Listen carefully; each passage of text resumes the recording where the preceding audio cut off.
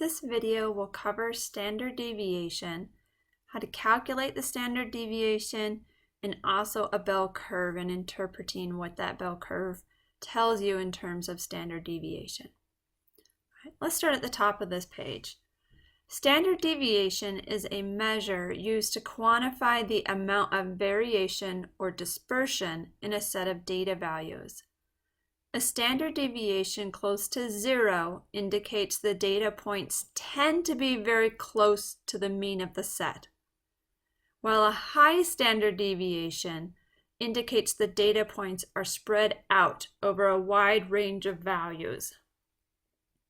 There are unique situations for where a standard deviation of 0 actually doesn't show the spread of data being really wide and varied. The standard deviation symbol used is the Greek letter sigma. So the formula for standard deviation is standard deviation equals the square root of x sub 1 minus the mean, that quantity squared.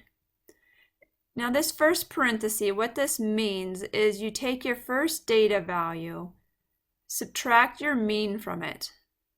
So that right there is finding the difference between a data value and a mean, or how far apart that first data value is from the mean, and you square it. And then we take the second data value and find out how far away it is from the mean and square it. And we do this until all the differences between the data value and the mean have been calculated. One thing that needs to be stated here is that the mean has to be known or calculated first prior to creating the standard deviation.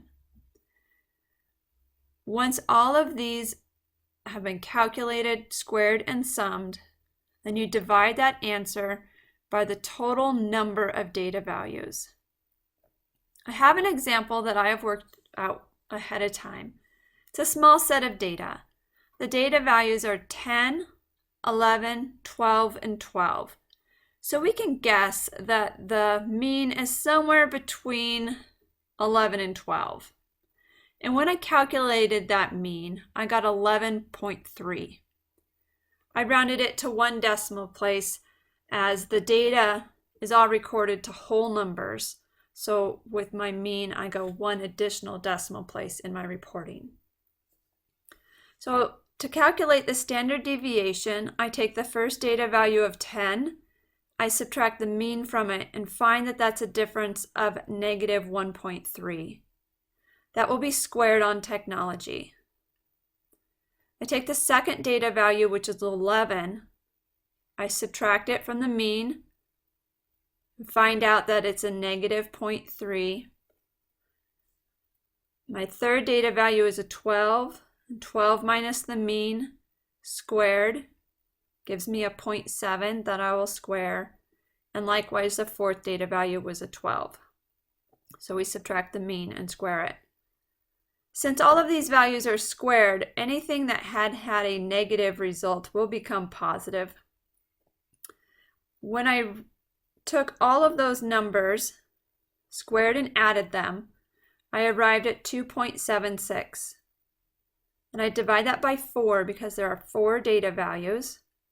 And the calculator gives a result of 0.69. The square root was approximately 0.83. And I rounded this to 0.8 as the data values were whole numbers and my standard deviation should be reported to 1 additional decimal place. So it was 0.8. Now this standard deviation is close to 0. It's not something like 15 or 20 or 200. So I know that my data values are close together. Now that you know how to calculate the standard deviation, I'd like to take a look at the bell curve. This is a normal distribution, and it helps us interpret what a normally distributed population would look like and how to apply and interpret a standard deviation. You'll notice on this bell curve that there are different shades of blue. That's to help us see the different stages of the standard deviation. In the middle, it says 0. That's to represent the mean. You are 0 standard deviations away from the mean. So this line right in the middle is the mean, and as you can tell, it breaks the bell curve up symmetrically. The left side looks like the right side. Then on the bottom, we see a label of -1 sigma. That means it's 1 standard deviation to the left of the mean. The -2 sigma means it's 2 standard deviations away from the mean. So here's the mean in the middle, and it's 2 standard deviations to the left of the mean. And -3 sigma means it's 3 standard deviations to the left of the mean. Likewise, off to the right, we have 1, 2, and 3 standard deviations to the right or above the mean. Then the next piece I want to point out is this 34.1 and 34.1, which would add to 68.2%.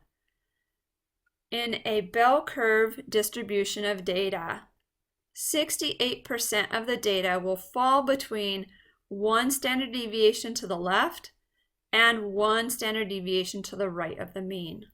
That's what this bar down below means. Okay, so once again, when you have a bell curve distribution, 68% of the data will be between 1 standard deviation below and 1 standard deviation above the mean. And let's take a look at 2 standard deviations below the mean and 2 standard deviations above the mean.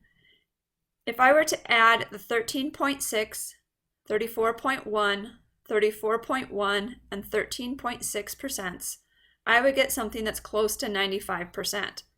That tells us with a bell curve distribution, 95% of the data falls between 2 standard deviations below and 2 standard deviations above the mean. And if we look at 3 standard deviations below and 3 standard deviations above the mean, then we can see that there's a total of about 99% of the data.